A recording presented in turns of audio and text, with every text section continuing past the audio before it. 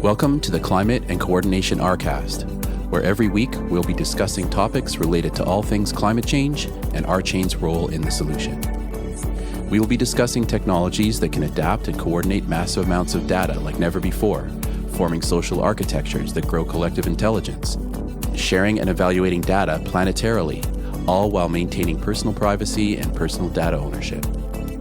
A new decentralized economy is forming as we move from the third industrial revolution, digitization, to the fourth, decarbonization. By building a co-op, built on a correct by construction, concurrent, scalable solution, RChain is structured to build out the new technology that will be required for a flourishing regenerative planet. Please join us on this journey.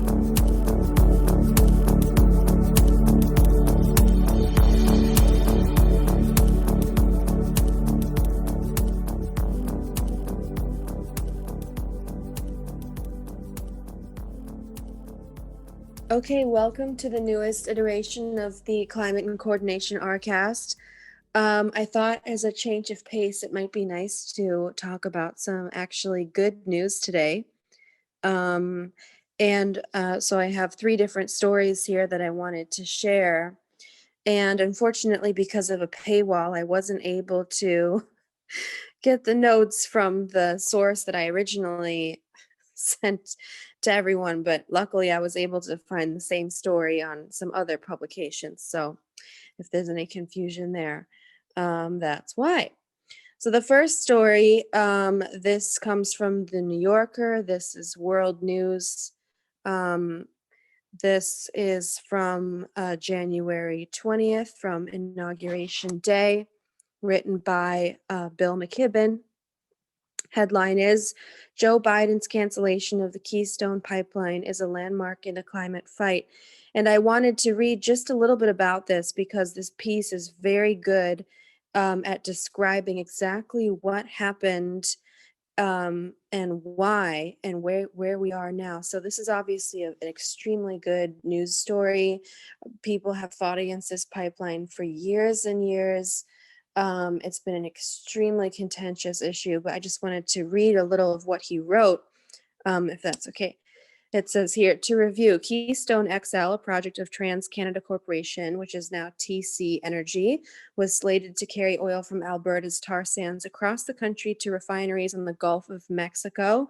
President George W. Bush approved the original Keystone pipeline, and it went into service early in the Obama years without any real fuss. A new XL version announced in 2008 was larger and took a different course across the heartland, and this time there was opposition. It came first from Indigenous people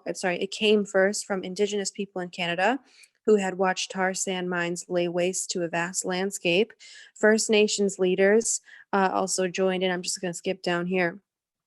Basically, a movement was created starting with Indigenous people in Canada, and then it got all the way down to what he calls the big green environmental groups. And then it says here, in the spring of 2011, the NASA climate scientist James Hansen helped orient the pipeline as a climate-related fight, pointing to the massive amounts of carbon contained in the Canadian tar sand deposits and making the case that if they were fully exploited, it would be game over for the climate. So this project was one of the projects that really connected these big oil projects to the climate movement, which I think is a really important connection, that it wasn't just dirtying water and dirtying land, but really talking about in a mainstream way the emissions. Later on, he says, before 2 weeks of protests starting in late August, people were protesting outside the White House. If you guys remember, it says there were over 1,200 people that had been arrested in one of the largest nonviolent direct actions in recent years. And the protests continued on and on.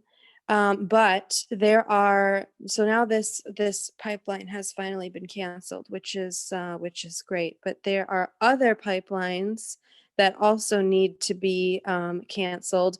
And it's also a little bit tricky to find out exactly who is going to support these new oil projects and who is going to shut them down. There are Democratic members of Congress who want more oil because of the jobs, and there are also several unions that want more oil because of jobs.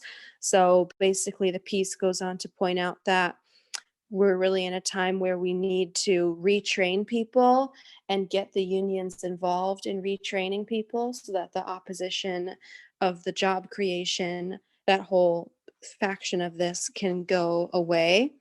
Um, so there are other pipelines that need to be canceled as well. So one is called the Dakota Access Pipeline. That's when there were the huge protests, Standing Rock, and the protesters were totally abused, honestly, with dogs and fire hoses and other methods. That was during the final months of Obama. And the other one is called Line 3, which is a tar sands pipeline. And the expansion of that is planned to cross from Canada into Minnesota. And it was recently approved by a governor called Tim Walz. So basically, there are these two other pipelines, and there are already people who are protesting them and who are camped out, trying to get them to be canceled. So this first pipeline to be canceled is a great first step, but we absolutely need to cancel the other two and try to make sure that this isn't, a recurring problem where we go through years of protest that becomes successful and then there's a new pipeline. So yeah, I would love to know if anybody has any comments on this, because I just thought this was a great piece by Bill McKibbon of explaining what the Keystone XL pipeline was and why it's part of a bigger issue.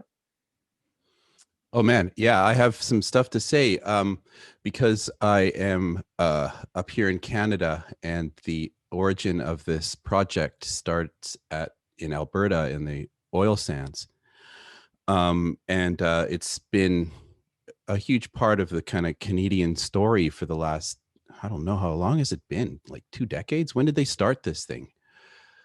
Well, it looks like it first got approved by George W. Bush. So, I mean, that's a long time ago now. That would have to be back in the last millennium. Right. But what I think is so different from now versus the Obama administration period is that the economics have shifted, and it is now does not make viable economic sense to carry on with this pipeline. Some people are in denial about that. Other people understand that. Thankfully, you now have a president who understands that. Now, this is a big problem for economically for the people of Alberta, and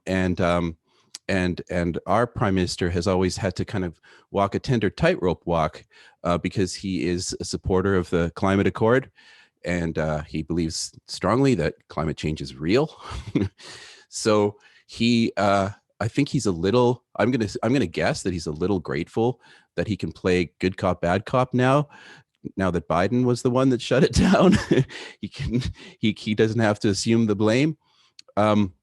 But it's an opportunity for our government, and I hope they take action this way, to pour investment energy into renewables in Alberta and help Alberta make a shift, because it's a huge source of their income, and they've been relying on oil for many decades. So it shouldn't be sudden, because the writing was on the wall that this was not a financially viable project for quite many years, and many Canadians knew that.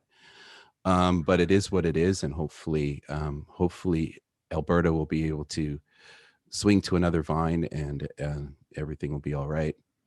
I read an article about a small town in Alberta yesterday of about 500 people. I can't remember the name of the town, but they were all lamenting because a big portion of the pipeline was being built right near their town, and their town of 500 doubled, temporarily while these workers were, and so the restaurants were booming, and it was just the town had never seen such delights. But what struck me is just that it was temporary anyway. So the idea of it going away would have gone away once that portion of the pipeline was built, and the town would have returned back to, it would have been a very, very tiny Right. little moment of glory for that town anyway. So Right. it's anyway, it's just I'm just thankful that we're now at a point in time where some things are converging, where you now have a president who brought the US back into the current age, out of the dark ages, into the climate accord. And Yeah, I'm going to talk about that next. Yeah. awesome. Yeah. And then you have I hope a president who seems to understand that it's an economic opportunity. And Yeah, absolutely. And I think that a lot of those towns that have been devastated maybe can be revitalized with a community around green energy, yeah, absolutely. Who's to say that those towns can't have another boom, a lasting boom that comes just from a slightly different sector? Still energy, just different kind. Yeah. Actually, I have an article. Would it be okay if I brought this article up now? Because I think it applies. Yeah, of course. So it was an article in Forbes. Let's see, the headline: Republicans claim rejoining Paris Climate Accord will cost American jobs. But here's what's really happening.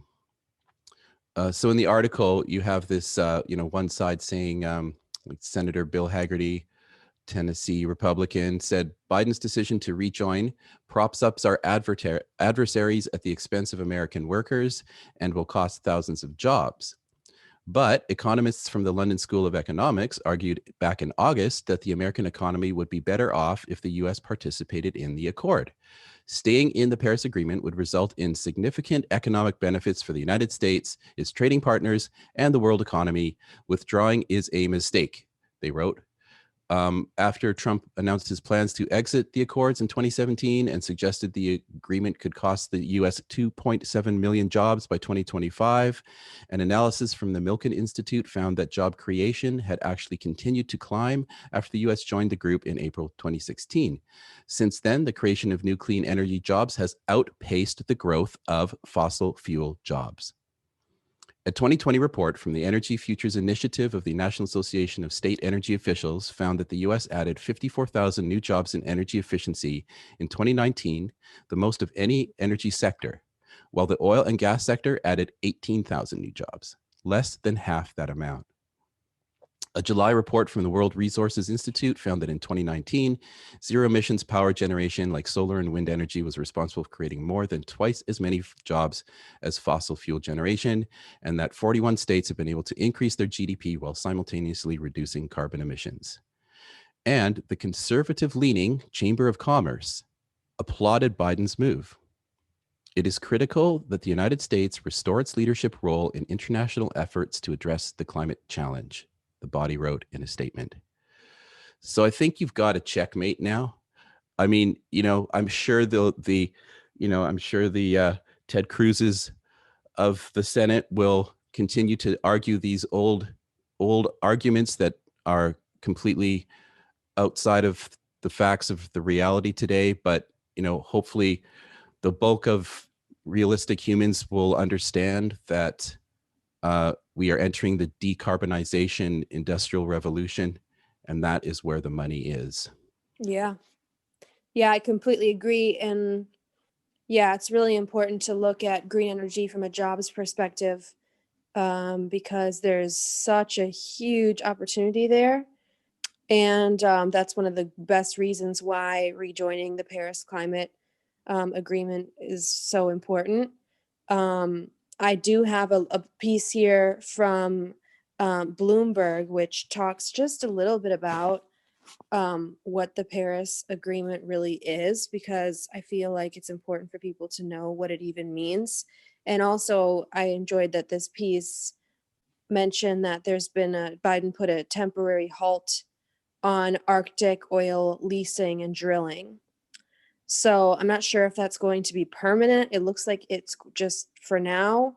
He's put in a bunch of different executive orders that are not permanent, but are good, different progressive actions. But one thing, in addition to the Paris Agreement, which I'll talk about in a second, he also is basically asking different members of the cabinet to lead different environmental efforts. So one of them, including halting that Keystone pipeline, he wants the Interior Department to review the monument boundaries, which Donald Trump made smaller. So that means that some of the monuments, like the parks, it says here, including Utah's Bears Ears National Monument, which was pared to about 220,000 acres from its original 1.4 million acres. So it looks like they might get the Secretary of Interior, who's Native American now, and a woman, which is amazing, to try to expand some of these natural lands, which would be great. And it looks like they're going to revisit the discussion about fuel economy tailpipe emissions. But I just wanted to say what it says here. It says, under the Paris Agreement, some 195 member countries set their own voluntary emissions reduction targets with the goal of keeping global temperature rise to below 2 degrees Celsius compared with pre-industrial levels. Under Obama, the US had pledged to curb greenhouse gas emissions by 26 to 28% below 2005 levels by 2025. So that's 4 years from now. But that's only about a quarter. So I think I think we can do that. There are, other activists and people that want the emissions to be cut much more rapidly. It says here the U.S. Climate Action Network has advocated that the U.S. cut its, quote, fair share of emissions by paring them 70% below 2005 levels by 2030. So that means that basically we'd have to get about 2/3 below where we were in 2005 in the next 9 years. That's pretty aggressive, but I actually still believe that's possible. And the reason I think that's possible is because this is all becoming really mainstream, but also just the final article I wanted to share today, which is, it's actually just a tweet, but it's being shared in the media quite a lot. But really, it just boils down to a tweet. This is from Elon Musk, and he tweeted yesterday or the day before. He said he will give $100 million to whoever creates the best carbon capture technology. Obviously, people know Elon Musk is incredibly wealthy. He's one of the 5 wealthiest men in the world. He has over $100 billion. So $100 million is 1/1000th of his personal wealth. I think that's right. Is that right? Yeah. Greg, we might need you here, but just kidding. So basically he's put out this tweet. He says details are coming next week. So within the next week, we're going to hear about what is going on with this $100 million prize. Obviously, he could afford to do this a lot more. There are a lot of people who could afford to do this and just basically individually fund a moon race for green technology. We need a lot of different types of technology, not only carbon capture, but we could use water desalination technology. We could use diverse tree planting technology. We could use a bunch of stuff. So I just wanted to mention that, people are taking this incredibly seriously. They're putting real money behind it. And I'm excited to see what projects come to the mainstream because of this prize money. What's curious about the Paris Accords, though, that a lot of people don't always talk about is like they think it's this like draconian thing, but actually it's a volunteer-based organization. So, well, I should say the Accords are a volunteer-based agreement. So really every country has it to take it upon themselves to figure out how ambitious they can really be, which I think is a great thing to do because, if you're bound to an agreement that says you have to reduce, say, 40% by this time, but you realize that you can reduce to 60, then you should push ahead and try to reduce to 60, for example. So that's one thing I really like about the Paris Accords. Some people don't like that they're non-binding, that the targets are voluntarily set, but I think that's a great thing because I think it really will inspire ambition and a desire to push past them. And also, I wanted to say and remember that when the previous administration pulled the United States out of Paris, there were a ton of governors and mayors and people, companies that said that they're individually going to still honor this agreement, which I think is so powerful and really speaks to people's commitment that people really care. And even though we have a lot of work to do, I think it's like important to remember that a lot of people stayed in, even though the United States wasn't technically in. Yeah, it's hopefully there's going to be like some, massive peer pressure to do almost like, have boasting rights of how much you've contributed in the climate accord. Some kind of like norms like that can kind of, rise up from this, because it's kind of what has to happen. Like, it has to be like an arms race for good, like a. Yeah, I completely agree. Yeah, that would be amazing. So We have I'd to be interested in drawing a connection to another article that came out this week. So we've been talking about the climate accord and how it's actually, by the U.S. joining it, it actually is going to create more jobs, not the other way around. It's actually an economically beneficial thing to do. And I'm just there's another article that's seemingly totally unrelated that I'm going to try to see if I can draw a connection and see if it makes sense to you guys. So the other article is from MSN.com, and its headline is BlackRock has joined the Bitcoin business. The world's largest asset manager has said 2 of its funds can now invest in the cryptocurrency. So I think that you can now kind of officially say that Bitcoin has joined the mainstream as far as traditional investment firms are concerned, considering that BlackRock is like a $8.7 trillion asset manager. So that to me kind of says something. It says that that the biggest money in the world now realizes that crypto isn't going away, and in fact, it's something that mainstream investors can now pour their money into. So where I see a connection is that the idea that climate change, decarbonization businesses and companies are going to increase in number and wealth because it's now becoming literally the next industrial revolution. It's the next driver of the next industrial revolution. And because blockchain projects are going to start to see more traditional funding coming in, you're going to start to see more projects like the ones at the RChain Coalition membership list, which we have just joined. So I'll just put the list here. Nice one. In the chat. So the RChain Coalition is this just initiative, a group of people who they have a Slack channel that I just kind of started getting involved in. There's a lot of chatter, a lot of talk, a lot of these people kind of brainstorming on how blockchain and climate can do wonderful things. So I think we should kind of start going through this list and start to kind of make some connections. And if you go through the list, scroll all the way to the bottom, and you'll see our logo there.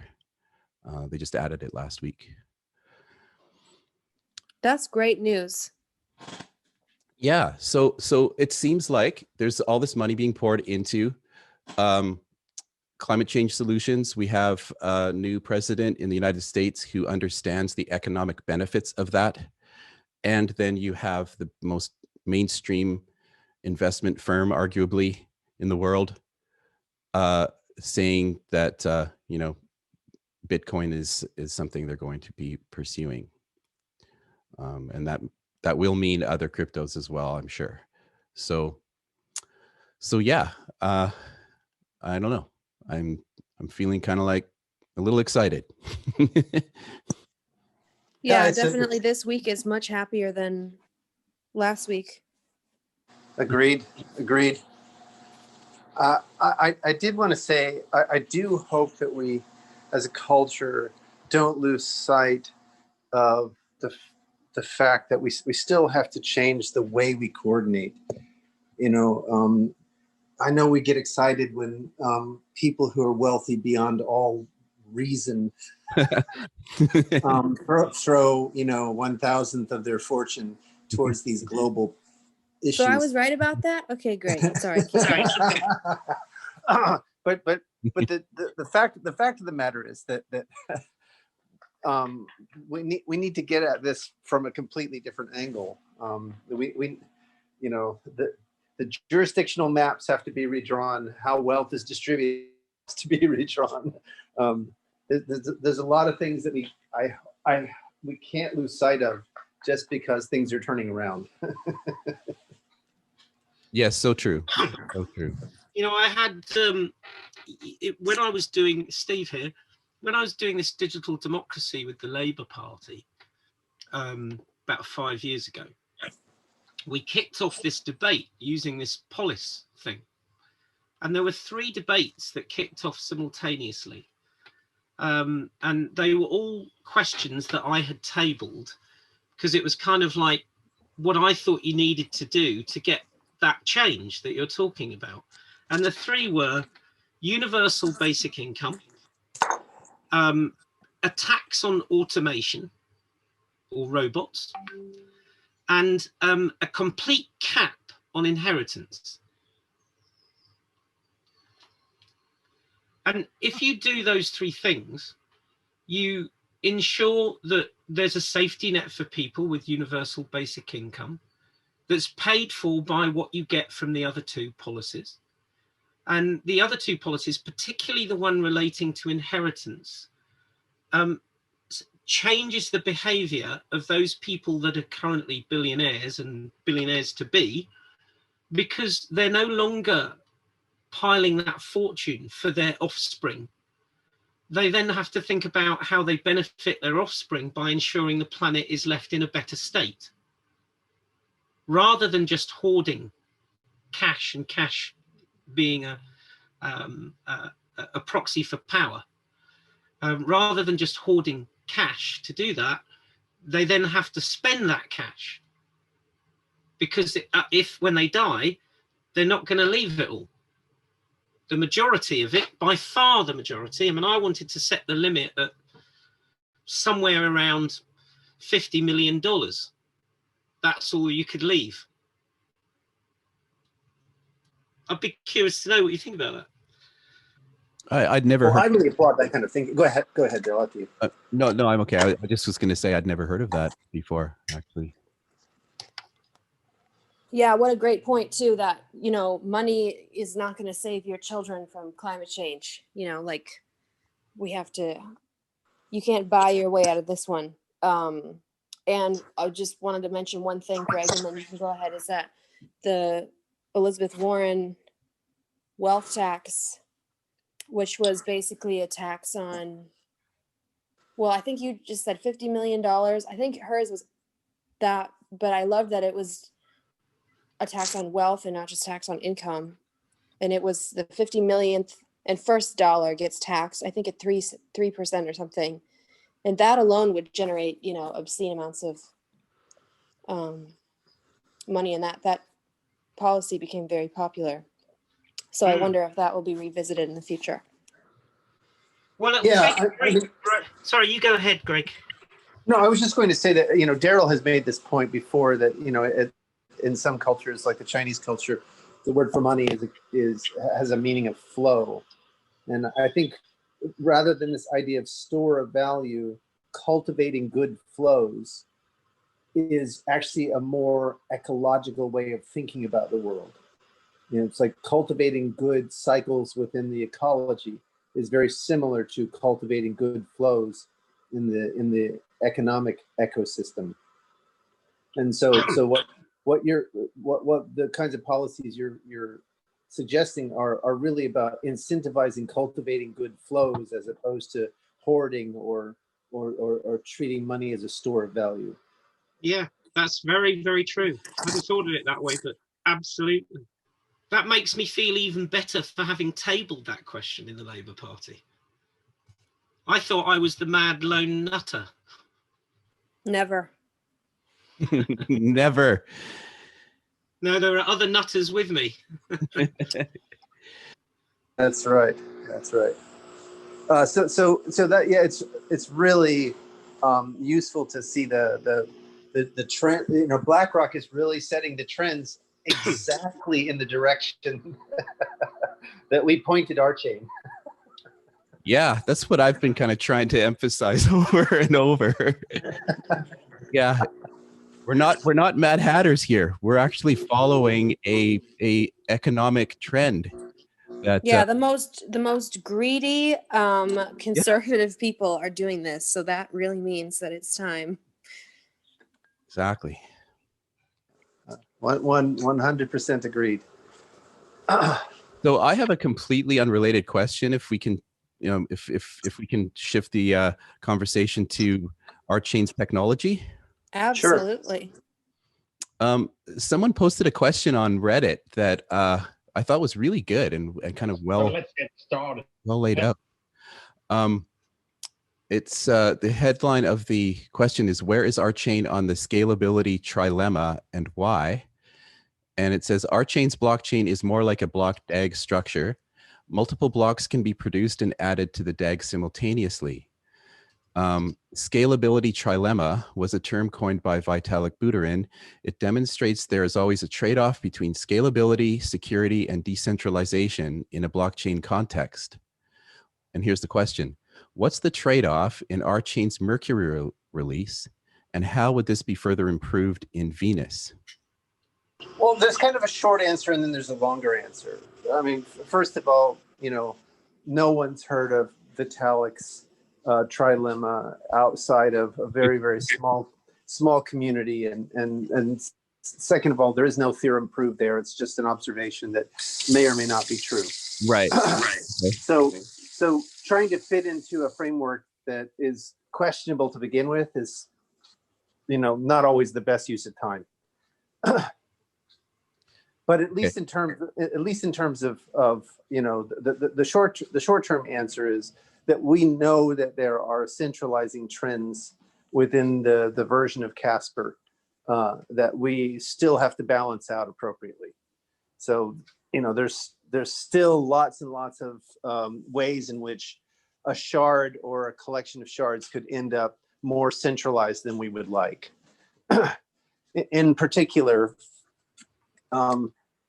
for at least the next 2 or 3 years, it's going to be cheaper to move your nodes onto the same box. You know, like, so if you if you think about the way AMD hardware is coming to be deployed on Google or Amazon, it's going to be cheaper to launch a 200 node box and so 200 CPU box, and then rent out nodes on that box than it is to have a bunch of independent instances all over the world. So that's a trend towards centralization that we're going to have to balance against with subsequent iterations. Hopefully that answers the question without a lot of, you know, mess and fuss and confusion. Okay, so what I'm trying to wrap my head around is the idea, and you say, you know, like, this is just you know, an idea that came from Vitalik, but the idea that scalability affects security, affects decentralization. It's this kind of triangle. If you have more security, then you're probably going to have less decentralization. Is that basically the idea of what? Well, you're going to get 2 out of 3. You can't get all 3. Okay. So that's the real. You have to sacrifice one of the triumvirate in order to get to a practical solution. Because as I understand it, RChain, I think, in Mercury's release will do quite exciting demonstrations of scalability. Yes, and we sacrifice a tendency towards centralization. Right, so we're not as robust against centralizing trends as we would like the protocol to be. Does that make sense? And that's because of Casper, or because we don't have as many external validators, or is that kind of related? No, it's because of 2 things. It's because of our version of Casper, and because of the way the hardware market is trending. So both of those 2 things, when they meet each other, sort of weaken on the decentralized front. But it's very, very difficult to get decent speeds and not end up weak on the centralizing trend. I see. And then when you think about it, Darryl, so here's an analogy that I kind of like to use. And I think there actually may be something in this analogy that's just deeper. But when you look at the universe from the Big Bang, where there was this huge release of energy, things flying about at unbelievable speed, you've got scale, immense scale, the universe, it's pretty big. And yet, despite all of that, despite the release of that energy, we have lumpiness in the universe. We have gravity, right? And that's why we have planets and stars and the like. And it may be that the idea of having something that's so heterogeneous that there's no observable gravity to it, including a blockchain, is never going to be possible. That there's some notion of what we might call gravity in quotes that's always at play. So when you talk about gravity, are you referring to it in this context as centralization? Yes. Okay. Yeah, lumping together. Okay. Yes, that's exactly. And I think it's part of the human condition because we're part of the universe. And the universe is doing this all the time. Even at speed. So what happens is, if it gets too centralized, then it's knocked down. So like when you get all the resources centralized into the dinosaurs, they get knocked down because they're too big. Right. Yeah. Right. So the too big to fail kind of structures ultimately fail.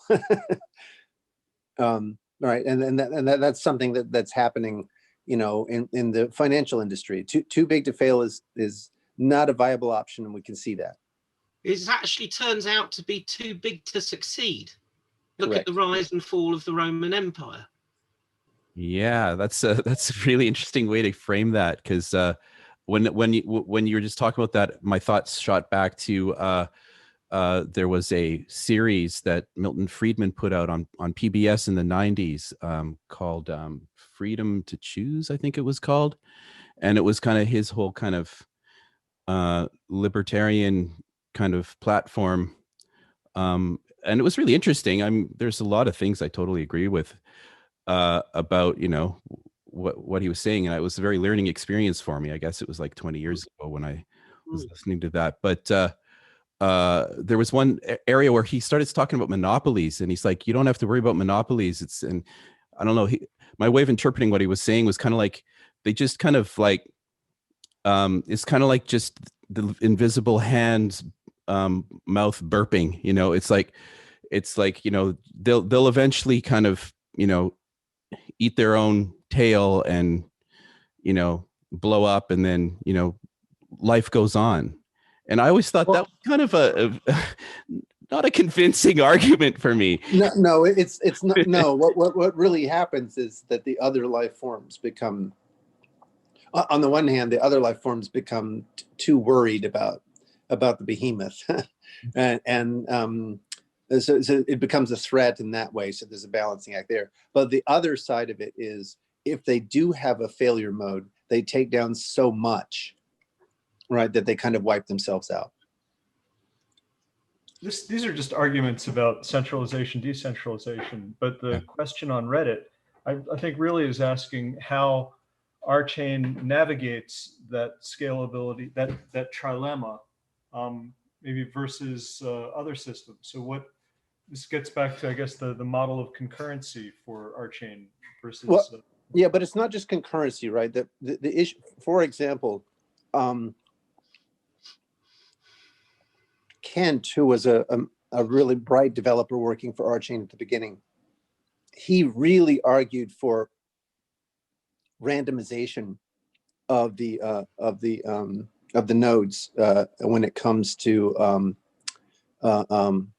staking. And so he wanted there to be a randomization method because that increases the security. But you can also show that when you take that, it's very, very difficult to ensure performance.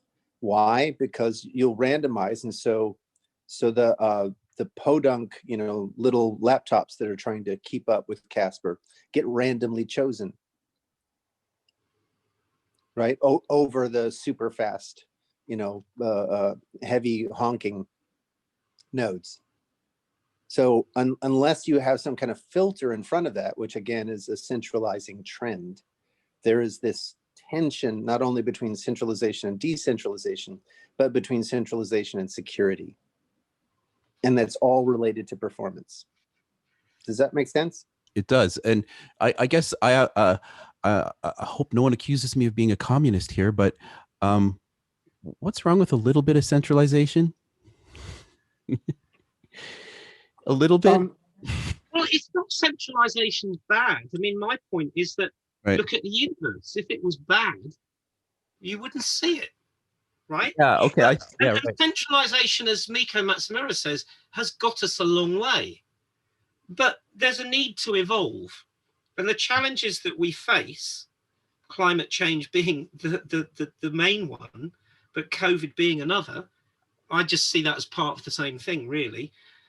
There is this need for us to be able not to centralize a global solution, but to collaborate to create a global solution. And so that's not that centralization is bad, but centralization can't fix this. Yeah, so it's reached its limit. Yeah, another way to say it is what you really need is a solution that allows adaptability. So nature is really great at this. Obviously, as soon as you have molecules that are hydrophilic on one side and hydrophobic on the other, you can build these rings, and inside those rings you can keep resources safe, and outside the rings you can face the world, right? And that's kind of the architecture that ultimately leads to structures like the cell. So cells are centralized if you look at the cellular level, but they're also decentralized if you look at it at the level of an organ or an entire organism. And so what you want is this ability to keep climbing the hierarchy. Centralized, decentralized, centralized, decentralized. Does that make sense? It's interesting. I have to think about that. But I'd love to kind of learn more about that. Well, again, just think about it. The level, a cell is clearly centralized, right? Inside the cell, you've got a mitochondria, right? And that mitochondria is not available to the other cells. And it's and it has DNA that it is maintaining. So for example, the sirtuin pathways related to the DNA are keeping the DNA in repair and preventing the cell from going through mitosis if the DNA is not in good repair. All of those are centralized inside the cell walls. But now zoom your camera out, right? Any one of those cells is part of millions of cells that make up, you know, an organ, like a heart. And and when you zoom out to the level of the individual, that seems very, very centralized. It's got access to all of those cells. All of the resources of those cells are bound inside that one individual. But now look at it at the level of a population, right? So there's a whole tribe of humans, or a whole city of humans, or, you know, a whole nation of humans. Is that starting to make sense? Yeah, absolutely. So it's similar to what Steve Ross Talbot was saying about the universe, right? Like there's centralization in nature, and it's part of there's interplay between decentralization and centralization. That's exactly right. And in fact, some of the you know, Mad Hatter Nutter suggestions that I've made about physical laws is that they're probably less fungible than we think they are. That it's very, very likely that, you know, even space-time is subject to natural selection, which has no place currently in the standard model of physics. But the argument is that even at the level of space-time itself, you're in order to account for a reconciliation between quantum mechanics and general relativity, you're going to have to posit enough structure that structure supports natural selection as a kind of you know, as a mechanism that's at play inside space-time. So all throughout the universe, we have what life manifests so uniquely, which is adaptation. And the laws of physics, what they're counting on currently is an initial lumpiness with it, which then just trends and accumulates. But what life does that's different than that is when it encounters new situations, it adapts, it changes its structure. And that's really, you know, when we talk about making RChain lifelike, it's those kinds of things that have been programmed into RChain from in its DNA, so to speak.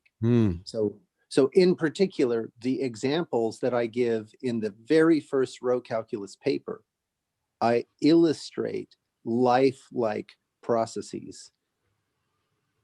So I take the famous examples from computer science.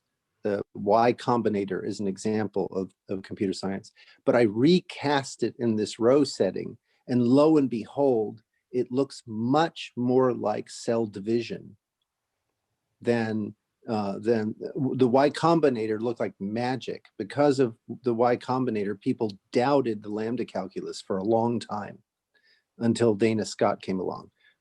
But in the row calculus, the recasting of the Y Combinator looks much more like cell division. So it actually has in the math this lifelike adaptability capability. That's crazy. Wow. And it's by design, right? As like I wanted the model of computation to have this twofold structure, so that there's a phenotype genotype structure, right? So you have programs running programs, and then you have genotype, the codes of programs, and you can go back and forth between the two. So programs can operate on their genotype in a particular way. So it supports natural selection and other adaptability mechanisms. That was done by design. I said, in order for this to really have scale, it has to behave like life. Phenotype and genotype. I have to look up those terms. And Y Combinator. I don't know what that means either. But wow, this is like mind blowing for me, because I'm kind of like, I think I'm almost starting to get a glimpse of grasping what you're talking about. Like it's the world needs to know more about how you've constructed this. It's just like the more Well, I learn, the more I wonder phenotype and sorry, I think there's a delay in the thing. The phenotype and genotype are easy. The organism is the phenotype. Right? Okay. It's the expression of the genotype. Okay.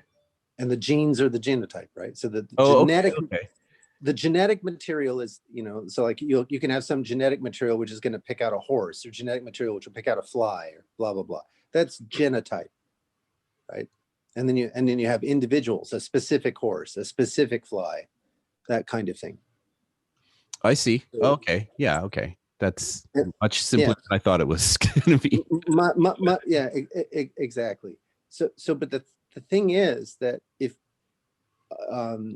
you want to support if you want your programs to have the kind of adaptability that life has, then you need to mimic that structure. That's what's going on in the row calculus, is mimicking exactly that structure. I see. And then the Y Combinator you can think about it as functional programming's approach to doing recursion without having it's a combinatorial approach to recursion. That's the way to think about it. So you through the Y Combinator you get recursion, but it's utterly magical in the sense that you can use this Y Combinator to calculate the fixed point of any function in the lambda calculus. And as soon as people saw that you could use this to calculate the fixed point of any function in the lambda calculus, they were like, that seems really suspicious. It seemed too powerful. But then later it was shown to be that, it made sense. And I asked myself, what would the concurrency form of that be? And how would it be lifelike? That was my first real deep question to myself. Answer this, Greg. And it took me about 10 years. And then I answered that question in the context of the row calculus. And when you look at the original paper, the one that was published in 2005, you'll see that we carry out the Y Combinator calculation as the first example of calculating with the row calculus, and it looks just like cell division. Another example of compositionality. Exactly, but I think we are right on the dot. 9:30. Yes, thank you. I'm sorry that if you can hear there's some crows outside or something. I'm so sorry. But anyway, we've had a great discussion today. I hope that there's going to be a lot more good news stories coming and lots more questions to answer about RChain. And so I just want to thank everybody for joining us today. And if you're listening to this, please become a member of RChain. If you're interested at rchain.coop, and please follow us on social media and subscribe on Instagram. Subscribe on YouTube. And if you are interested in being a guest, you can email the co-op at climate@rchain.coop. So thank you, everyone. Thanks to all. Bye. Bye.